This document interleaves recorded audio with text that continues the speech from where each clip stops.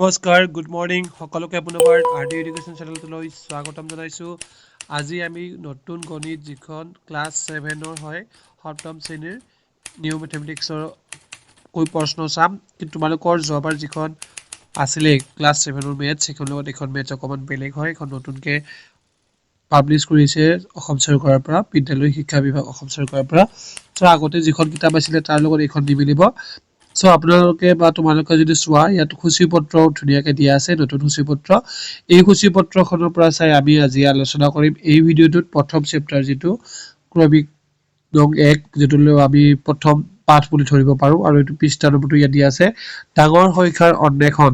এই পাঠটো আমি আজি পুংখানুপুংখভাৱে আলোচনা কৰিম আৰু অংক ইয়াত থকা আটাইকেইটা অংক কৰিম আৰু তোমালোকক কৰি দেখুৱাম। তোমালোককো মই অংক কেনেকৈ কৰিব লাগে গোটেইখিনি সহজে বুজাই দিম। আৰু যদি তোমালোকে ফ্ৰী টিউশ্যন কৰিব বিচাৰা তেন্তে মোক কমেণ্ট বক্সত জনাই দিবা। ক্লাছ 7-ৰ বাবে মই নতুন বেটছ এটা ওলাইছোঁ যিটো অনলাইনত মই তোমালোকক পঢ়ুৱাম। ঠিক আছে, অনলাইনত পঢ়ুৱাম। তোমালোকক যিটো ফ্ৰী হ'ব, যদি তোমালোকে এই ফ্ৰী কোৰ্চটো ল'ব বিচাৰা তেন্তে কমেণ্ট বক্সত গৈ কমেণ্ট কৰিবা আৰু তাত মই লিংকটো দি দিম, তোমালোকে সেই হিচাপে জইন কৰিব লাগিব। এতিয়া তোমালোকে এই পাঠটোৰ জৰিয়তে অৰ্থাৎ অধ্যায় 1-ৰ জৰিয়তে কি কি শিকিবলৈ পাবা, এইখিনি বস্তু শিকিবলৈ পাবা। ঠিক আছে, এই গোটেইখিনি বস্তু মই পঢ়ি নাথাকোঁ, তোমালোকে ধুনীয়াকৈ পঢ়িবা। এইখিনি বস্তু তোমালোকে কি কৰিব পাৰিবা, পঢ়িব পাৰিবা। এতিয়া দিয়া আছে ফাৰ্ষ্টতে দিয়া আছে তোমালোকক লাখ লাখ দৰ্শক বুলি দিয়া আছে। ঠিক আছে, লাখ লাখ দৰ্শক। চোৱাচোন এখন কি লাখ লাখ দৰ্শক আছে, ভিতৰত কি আছে কোৱাচোন। এখন হৈছে এখন কি ষ্টেডিয়াম। কি ষ্টেডিয়াম? এখন নৰেন্দ্ৰ মোদী ষ্টেডিয়াম ইয়াত দিয়া আছে। এখন কি ষ্টেডিয়াম? নৰেন্দ্ৰ মোদী ষ্টেডিয়াম। এই ষ্টেডিয়ামখনক লৈ কিছু আলোচনা কৰিছে। চ' এই দুজন ইয়াত মানুহ আছে, অৰ্থাৎ অমিত আৰু চাহিল নামৰ তেখেতসকলে এইখিনি কথা বতৰা পাতিছে। চাহিল, তুমি ষ্টেডিয়ামখন মন কৰিছিলানে? এইটো কথা কৈছে।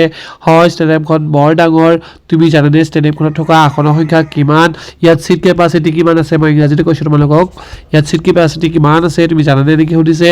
তাৰপিছত চাহিলে বুলি শুনিছোঁ আসন 1 লাখতকৈ বেছি আছে, 1 লাখতকৈও কি আছে বুলি কৈছে, বেছি থকা বুলি কৈছে। এতিয়া কথাটো হ'ল এই যে নৰেন্দ্ৰ মোদী ষ্টেডিয়ামখন ক'ত আছে জানানে তোমালোকে? এইখন আছে, মই দেখুৱাই দিছোঁ। ষ্টেডিয়ামখন আছে আমাৰ ভাৰতবৰ্ষৰ। তোমালোকে জানানে এইখন ধৰা হ'ল এইখন ভাৰতবৰ্ষ। এই ভাৰতবৰ্ষৰ ক'ত আছে? গুজৰাটৰ আহমেদাবাদত কি আছে? এই ষ্টেডিয়ামখন আছে। ঠিক আছে, আহমেদাবাদত কি আছে? এই নৰেন্দ্ৰ মোদী ষ্টেডিয়ামখন আছে। ষ্টেডিয়ামখনৰ এইটো এন্ট্ৰেন্স হয়, মেইন গেট হয়, এনেকৈ সোমাই যায় ভিতৰত। এইখন দেখিছানে? এইখন হ'ল আমাৰ নৰেন্দ্ৰ মোদী ষ্টেডিয়াম। তোমালোকে যদি ভিতৰৰ পৰা চোৱা এনেকুৱা ধৰণৰ এখন ষ্টেডিয়াম, য'ত কি কৰা হয়, কিছুমান অনুষ্ঠান পতা হয়, তাত খেলবিলাক পতা হয়। যেনে তোমালোকে নাম শুনিছে চাগে IPL, ঠিক আছে, ISL বা ডাঙৰ ডাঙৰ যিবিলাক খেল হয়, অনুষ্ঠিত হয়, যিটো ষ্টেট বা নেশ্যনেল লেভেলত এইবোৰ খেল বা ডিষ্ট্ৰিক্ট ৱাইজ যিবিলাক খেল হয়, ইয়াত কি হয় অনুষ্ঠিত কৰা হয়। ঠিক আছে, এইটোৱে হৈছে ষ্টেডিয়াম। আৰু অমিত আৰু চাহিলে যিটো কথা পাতিছে দেখিছানে? এইখন ষ্টেডিয়াম দেখিছে তোমালোকৰ যদি কিতাপতকৈ এইখন ভালকৈ চোৱা, এইখন হৈছে সম্পূৰ্ণ ষ্টেডিয়াম। ঠিক আছে, আৰু ইয়াত যে দৰ্শক আছে, এই দৰ্শকৰ ভিতৰত দুজন কোন আছে? চাহিল আৰু তাতে নাম দিয়া আছে যে চাহিলত আছে। চ' তেখেতসকলে কি কৰিছে, কথা বতৰা পাতিছে এই ষ্টেডিয়ামখনক লৈ। ঠিক আছে, এতিয়া অনুমান কৰাচোন ইয়াত কিমান মানুহ ধৰিব? 1 লাখতকৈ বহুত মানুহ ধৰিব, প্ৰায় 1,40,000 মান মানুহ ধৰিব এই ষ্টেডিয়ামখনত। বুজি পাইছানে? 1,40,000 মানুহ ধৰিব। যেতিয়া চাহিল আৰু অমিতে আলোচনা কৰিছিলে তেতিয়া তেখেতসকলে গম পালে যে এই যে ষ্টেডিয়াম, ডাঙৰ ষ্টেডিয়ামখনত মুঠ প্ৰৱেশ দুৱাৰ, অৰ্থাৎ মানুহ যিটো সোমাব পাৰে এনেকুৱা প্ৰৱেশ দুৱাৰ মানে ৰাস্তা। ঠিক আছে, এই প্ৰৱেশ দুৱাৰ কেইখন আছে গোটেই ষ্টেডিয়ামখন, ইমান ডাঙৰ ষ্টেডিয়ামখনত কেইখন আছে বুলি কৈছে? 21খন প্ৰৱেশ দুৱাৰ থকাৰ কথা আলোচনা কৰিছে। আৰু 100 জন সোমাবলৈ প্ৰায় 15 পৰা 20 মিনিট সময় লাগে। তেন্তে 1 লাখ সোমাবলৈ কিমান সময় লাগিব? এনেধৰণৰ প্ৰশ্ন সুধিছে। ঠিক আছে, এতিয়া তলত তোমালোকক কি দিছে? 1 লাখ কিমান ডাঙৰ বুলি এটা দিছে। 1 লাখ কিমান ডাঙৰ? ঠিক আছে, তোমালোকে হিচাপ কৰিব লাগিব, নিজে পাৰিবা 1 লাখ কিমান ডাঙৰ। একক, দশক, শতক, হাজাৰ, অযুত, লাখ, ইমান ডাঙৰ 1 লাখ। বুজি পাইছা? কেইটা শূন্য থাকিব? 1 লাখৰ পিছফালে 2টা, 4টা, 5টা শূন্য থাকিব। ঠিক আছে, তেতিয়া 1 লাখ হ'ব। তলত দিয়া চানেকিখন মন কৰা। এই মন কৰিবলৈ কৈছে। এই চাৰিখন তোমালোকে যে চোৱা, ইয়াতে কি দিছে? 999 দিছে, তাৰ লগত 1 যোগ কৰিছে, এনেকৈ 1000 হৈছে। তাৰপিছত 1000টো কেইটা সংখ্যা বিশিষ্ট? 4টা সংখ্যা। কেনেকৈ? 1, 2, 3, 4টা, একক, দশক, শতক, হাজাৰ। এইটো সংখ্যাটো কিমান আছে? 1 আছে। চ' ইয়াতে স্থান কেইটা আছে? 1টা স্থান, 2টা স্থান, ইফালে পৰা যোৱা 1, 2, 3, 4টা স্থান আছে, হয়নে? চ' 4 অংক বিশিষ্ট হ'ব। আকৌ যদি এইটো ধৰা একক, দশক, শতক, 3টা সংখ্যা আছে নাই, এইটো কেইটা হ'ব? 3টা সংখ্যা বিশিষ্ট হ'ব। বুজি পালা? এইটোৱে হ'ল ডিফাৰেঞ্চ। তাৰপিছত তোমালোকে এটা অংক কৰিবলৈ দিছে। এতিয়া এই অংকটো তোমালোকে যদি চোৱা ইয়াত কিমান আছে চোৱাচোন। একক কেইটা শূন্য আছে, 5টা শূন্য আছে। চোৱা কেইটা শূন্য আছে, 5টা শূন্য আছে ন, ঠিক আছে। 5টা শূন্য, একক, দশক, শতক, হাজাৰ, অযুত, লাখ, কিমান হ'ব 1 লাখ। এতিয়া তোমালোকক কাৰ চিনটো দিছে চোৱা, কাৰ চিনটো দিছে দেখিছানে। চ' কাৰ চিনটো কি দিছে -1। এই 1 লাখৰ পৰা তোমালোকক 1 বিয়োগ কৰিব দিছে। কিমান বিয়োগ কৰিব দিছে তোমালোকক 1 বিয়োগ কৰিব দিছে। তোমালোকে এই 1টো বিয়োগ কৰা এইটো কিমান পাবা সুধিছে। চ' ইয়াতে এটা শূন্য কমি যাব, কেইটা হ'ব 9। চব কেইটা কি হ'ব, এই যে দেখিছা এই 5টা 9 হ'ব, 5টা 9 হ'ব, ঠিক আছে। 5টা কি হ'ব 9, তোমালোকে কৰি চাবা। চ' এই যে খালী স্থানটো, এই খালী স্থানটোত কি বহিব তোমালোকে সুধিছে, কেইটা 9 হ'ব, 5টা 9 বহিব। ক'ত বহিব, এই খালী স্থানটোত বহিব, এইটো স্থানত বহিব, ঠিক আছে। এতিয়া এইটো সংখ্যাৰ পৰা যেতিয়া আকৌ এই সংখ্যাটোৰ পৰা যেতিয়া আকৌ তুমি 1 এটা বিয়োগ কৰিবা, এইটো বিয়োগ কৰিব দিছে 1 এটা, তেতিয়া তোমালোকে এই সংখ্যাটো পাবা। এতিয়া এই সংখ্যাটোৰ পৰা আকৌ 1 এটা বিয়োগ কৰিলে কিমান পাবা, এইটো 8টোৰ পৰা 1 গ'লে সাৰ হ'ব। চ' এইখিনি তোমালোকে ধুনীয়াকৈ লিখি ল'বা, 99,997 পাবা, ঠিক আছে। 99,997 এই সংখ্যাটোকো লিখিব লাগিব, এই বক্সটো লিখিব লাগিব। তাৰপিছত তোমালোকে কি কৰিব লাগিব, তলৰ ফালে আহিব লাগিব। তলৰ ফালে যেতিয়া তোমালোকে আহিবা, এইটো এই সংখ্যাটোৰ লগত 1 যোগ কৰিব দিছে। চ' এইটো 1 যোগ কৰিব দিছে, কাৰ চিন্তা লিখিছেনে। চ' ইয়াতে কি বহিব, ইয়াতে বহিব কি তোমালোকৰ 1 2 3 4, ঠিক আছে। 5টা এইটো 1 কৰি দিয়া, এই সংখ্যাটো বহিব ইয়াত, অৰ্থাৎ 1 লাখ 1 ইয়াতে বহিব। আৰু এটা যোগ কৰিব দিছে, 1 এটা যোগ কৰিব দিছে, 1 লাখ 2 বহিব। কিমান বহিব, 1 লাখ 2 বহিব। এই সংখ্যাটো ক'ত বহিব, এই বক্সত বহিব, ঠিক আছে। তাৰপিছত ইয়াতো 1 লাখ 3টো তোমালোকক দিয়ে ৰাখিছে, হয়নে। 1 লাখ 3টো তোমালোকক দিয়ে ৰাখিছে, গতিকে তোমালোকৰ এইটো কি সমস্যা নহয়। চেপ্টাৰটো তোমালোকক আকৌ দিছে ডাঙৰ সংখ্যা অনুভূতি বুলি দিছে। এতিয়া এই অনুভূতিটো কেনেকুৱা দিছে, ৰশ্মিৰ মাকে 5 জুন বিশ্ব পৰিৱেশৰ দিনা গছৰ পুলি ৰোৱাৰ ফটো তুলিবলৈ লওঁতে হঠাৎ তেওঁ স্মাৰ্টফোনটো এটা বাৰ্তা দেখিবলৈ পালে। অৰ্থাৎ তাৰমানে এইটো কাৰ মাক, ৰশ্মিৰ মাক, ঠিক আছে। ৰশ্মিৰ মাক 5 জুনত কি পালন কৰা হয়, বিশ্ব পৰিৱেশ দিৱস। দুটা প্ৰশ্ন উত্তৰ পাই গলা। বিশ্ব পৰিৱেশ দিৱস কেতিয়া পালন কৰা হয়, 5 জুন তাৰিখে। 5 জুন তাৰিখে, ইংৰাজী 5 জুন তাৰিখে, ঠিক আছে। কি দিৱস পালন কৰা হয়, বিশ্ব পৰিৱেশ দিৱস পালন কৰা হয়। যেতিয়া ৰশ্মিৰ মাকে মোবাইলটো চাইছিলে, তেতিয়া কি হ'ল, ডাটা এলাৰ্ট এটা দিছে। ডাটা এলাৰ্ট বুলি কয় ইংৰাজীত। চ' তোমাৰ যদি নেট পেকটো শেষ হৈ যায়, ইণ্টাৰনেট পেক যিটো মোবাইলত ভৰোৱা থাকে, চ' এইটো শেষ হৈ গ'লে কি এলাৰ্ট আহে, সেই বিষয়ে লৈ দিছে। ত' তোমালোকে এইখিনি পঢ়ি চাবা। এতিয়া ভেৰি ভেৰি ইম্পৰ্টেণ্ট এই কথাখিনি যে দেখিলা, তোমালোকে এই কথাখিনি ভেৰি ভেৰি ইম্পৰ্টেণ্ট হয়, ঠিক আছে। এতিয়া তোমালোক MB KB এইবিলাকৰ ফুল ফৰ্ম ইয়াত বুজাইছে, ঠিক আছে। এতিয়া তোমালোকে শুনিছা চাগে, মই কেতিয়াবা কাৰোবাৰ যদি বাইদেউহঁতৰ বা ভণ্টি বা মাৰ মোবাইলটো চোৱা, কি কয় MB নাই বুলি কয়, বা কিমান GB ডাটা পোৱা 1 GB বুলি কয়। এইবোৰ কথা তোমালোকে শুনি আছা।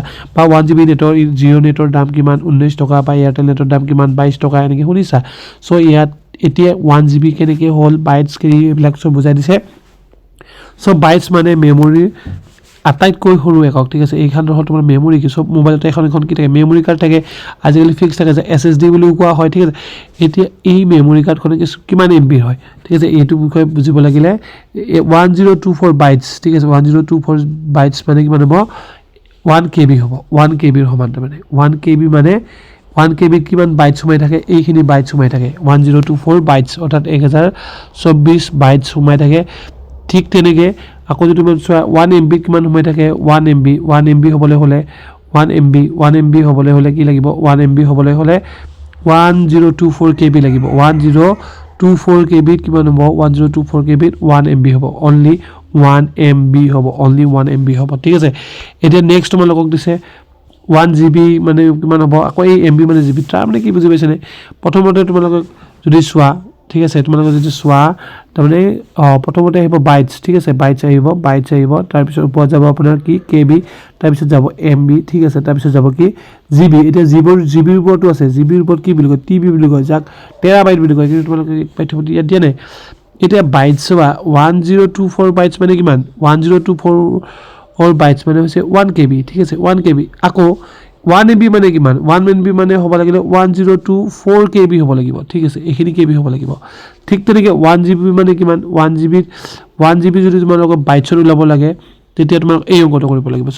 চোৱা এই অংকটো তোমালোকে কৰিব লাগিব। এইখিনি অংক কৰিলে কিমান বাইটছ হ'ব ওলাই যাব। এতিয়া যদি মই সোধোঁ কিমান MBত আপোনাৰ 1 GB, তেতিয়া যদি তোমালোকে ক'ব লাগিব 124 কি হ'ব MBত, 124 MBত কিমান হ'ব, 1 GB হ'ব, 1 GB হ'ব। তোমালোকে এইটো অংক কৰি চাবা। এতিয়া তোমালোকক কৰি চাওঁ আহা বুলি দিছে। ইয়াত তোমালোকক 1 নম্বৰ 2 নম্বৰ অংক দিছে। এইখিনিক অসমীয়াত কি বুলি মাতিবা, এইখিনিত মানে তোমালোকক লিখিব দিছে বহীত, বুজি পাইছানে? যেনে এইটো চোৱাচোন, ইয়াত যদি তোমালোকে চোৱা 9,65,230 এইটো কেনেকৈ লিখিছে, এইয়া চোৱা লিখি দিছে বুলি পঢ়ো, মানে এইকেইটা কি হৈছে তোমালোকৰ তলত দিয়া সংখ্যা আখৰেৰে লিখিব দিছে। এইবিলাক তোমালোকে প্ৰথম শ্ৰেণীত তোমালোকে মানে LP স্কুলত পঢ়ি আহিছা ন, এইবিলাক তোমালোকে পাৰিবা নিশ্চয়। এতিয়া এইবিলাক হিচাপ কৰিব লাগিব, তোমালোকে হিচাপ কৰিব জানিব লাগিব। একক, তাৰপিছত দশক, শতক, হাজাৰ, অযুত, লাখ, নিযুত, কোটি, এনেকৈ তোমালোকে সংখ্যাবোৰ বঢ়াব লাগিব, বুজি পাইছা? মই তোমালোকক এইখিনি সংখ্যা গোটেইখিনি বুজাই দিম আৰু কেনেকৈ লিখিব লাগে সেইখিনি কৈ দিম। তোমালোকে মাত্ৰ চেনেলটো ছাবস্ক্ৰাইব কৰি ৰাখিবা। এই গোটেইখিনি এনচাৰ মেথমেটিক্সৰ ক্লাছ 7 তোমালোকে পাই যাবা, ঠিক আছে? তোমালোকে চিন্তাৰ প্ৰয়োজন নাই। ৰেচপেক্টেড ভিউৱাৰ্ছ, এতিয়া দৰ্শক তোমালোকে চোৱা ধুনীয়াকৈ মই গোটেইকেইটা এই নম্বৰটো কিমান হ'ব, এইটো কিমান সংখ্যাটো দিছোঁ 12 লাখ, এইটোতো 12 লাখ 43,700, ইয়াত লিখি দিছোঁ 95 লাখ, ঠিক আছে? কিমান হ'ব? 95 লাখ 12,550 হ'ব, এইটো লিখি দিছোঁ। 7,20,205 ইয়াত লিখি দিছোঁ। তাৰোপৰি 55,80,710, 55,80,710 ইয়াত লিখি দিছোঁ, ঠিক আছে? 710 আছে না, 10 লিখি দিছোঁ, ঠিক আছে? এতিয়া তোমালোকক দিছে 5,20,312 এনেকৈ দিছে ন, এইটো কেনেকৈ লিখিবা এইটো সুধিছে, ঠিক আছে? 2 নম্বৰত তোমালোকক যি দিছে, এতিয়া তোমালোকে এনেকুৱাকৈ লিখি লাগিব। প্ৰথমতে কি দিছে, লাষ্টৰ ফালে চোৱা 312 দিয়া আছে, চোৱা 312টো এনেকৈ লিখিলা। 2 নম্বৰৰ মই এটো কৰিছোঁ, 2 নম্বৰ এটো কৰিছোঁ, ঠিক আছে? 312টো এনেকৈ লিখিলা, এইটো 312, ঠিক আছে? তাৰপিছত কি দিছে 20,000 দিয়াৰ লগে লগে তোমাৰ শূন্য এটা দিব লাগিব। ইয়াত এইটো চোৱা 20,000 গ'ল, একক, দশক, শতক, হাজাৰ, এইটো অযুতক এইটো দুটা মিলি 20,000 বুলি কোৱা হয়, ঠিক আছে? 20,000 দিলোঁ, লিখিলোঁ। তাৰপিছত তোমালোকে দিছে 5 লাখ, এতিয়া চোৱা হাজাৰ, একক, দশক, শতক, হাজাৰ, অযুত, লাখ, এটা 5টো দি দিয়া, হৈ গ'ল। এতিয়া কমা এটা দিয়া, এটা কমা এটা দিয়া, এইটো হ'ল এ নম্বৰ এনচাৰ 5,20,312। নেক্সটটো কি দিয়া আছে তোমালোকক? নেক্সটটো দিয়া আছে 30,14,105, ঠিক আছে? আমি 105 আগতে লিখি লৈছোঁ, 105, ঠিক আছে? লিখি ল'লোঁ। তাৰপিছত তোমালোকক কি দিছে লাষ্টৰ ফালৰ পৰা চোৱা 14,000 দিছে। এতিয়া 14,000টো কেনেকৈ লিখিম, আমি এনেকৈ লিখিম, ঠিক আছে? এতিয়া কমা দি দিম। তাৰপিছতে কি দিছে 30 লাখ দিছে। এতিয়া 30 লাখ দিয়াৰ লগে শূন্য আৰু 30 এইটো লিখিলোঁ 30, ঠিক আছে? এইটো হ'ব তোমালোকৰ 2 নম্বৰৰ বিৰ উত্তৰ হ'ব, 2 নম্বৰৰ বিৰ উত্তৰ হৈ যাব, ঠিক আছে?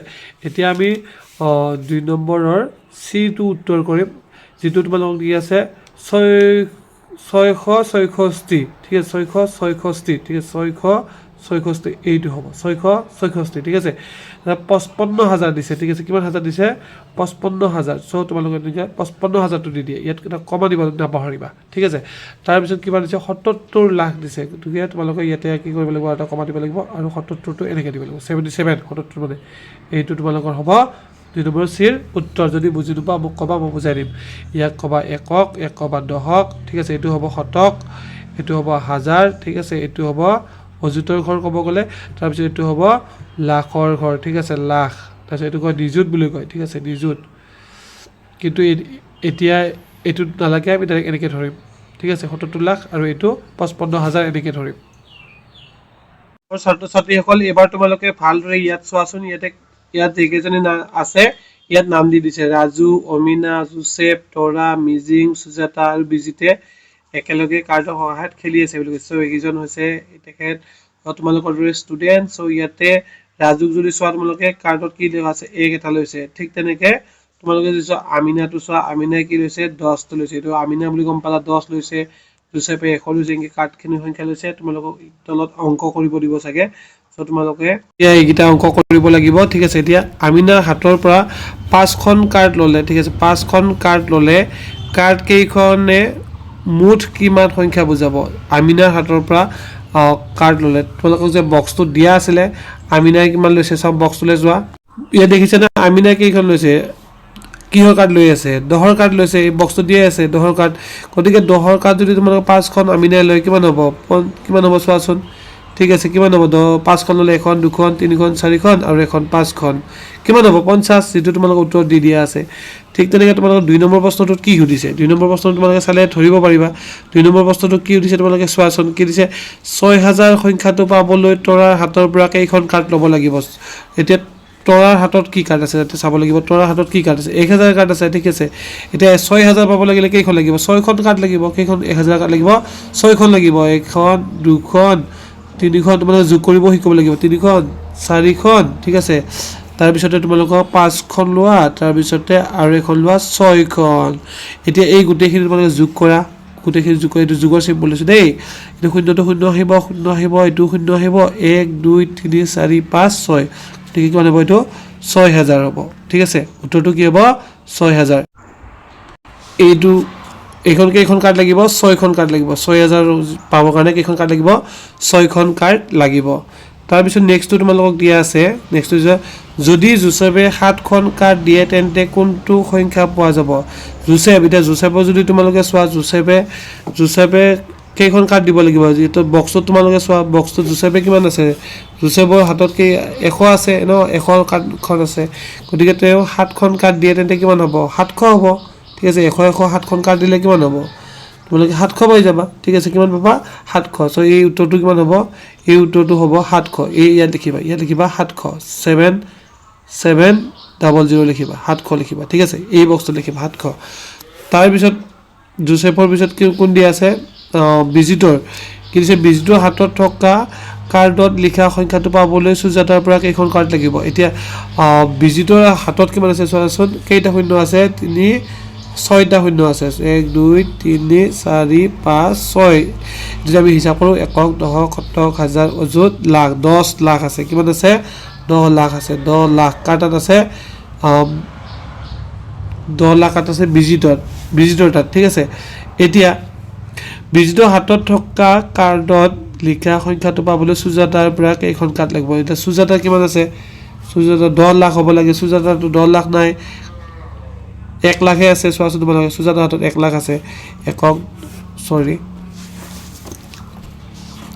70 হাজাৰ অযুত লাখ এখিনি আছে কাৰ তাত সুজাতাৰ তাত আছে এনেকুৱা এটা 10 লাখ পাবৰ কাৰণে আমি জানিলো যে ভিজিটৰ 10 লাখ আছে গতিকে কেইখন কাৰ্ড লাগিব 10 খন এটো পূৰণ কৰি দিলে তোমালোকে পাবা কেইখন কাৰ্ড লাগিব ইয়াত লিখিব লাগিব তোমালোকে 10খন কাৰ্ড লাগিব বুলি লিখিব লাগিব এই বক্সটো লিখিবা এই বক্সত কেইখন লাগিব 10 বুলি লিখি দিবা ঠিক আছে এইকেইটাই তোমালোকৰ উত্তৰ ছাত্ৰীসকল ভিডিওটো যেহেতু বহুত দীঘলীয়া হৈ যাব সেয়ে মই তোমালোকক নেক্সট পাৰ্ট 2 তোমালোকে ভিডিও অপেক্ষা কৰা মই পাৰ্ট 2 ভিডিও তোমালোকৰ লগত লৈ আহিম আৰু এই পাৰ্ট 2 ভিডিও তোমালোকক এইকেইটা অংক অনুসৰণ কৰি চাওহা 1.22 কৰি দিম যেটো মই ইয়াত তোমালোকক পৰিচয় দিলো 1.22 তোমালোকক কৰি দিম তোমালোকে ঘৰটো চেষ্টা কৰি থাকিবা আৰু ভালদৰে পঢ়িবা নিশ্চয় মই সহায় কৰিম আৰু তোমালোকে যদি মোৰ ফ্ৰী টিউচন ক্লাছত ফ্ৰী একদম টোটালি ফ্ৰী হ'ব টিউচন ক্লাছ জয়েন হ'ব বিচাৰা কমেন্ট বক্সত কমেন্ট কৰি জনাবা মই তোমালোকক আটাইকেইটা সাবজেক্টত টিউচন কৰি দিম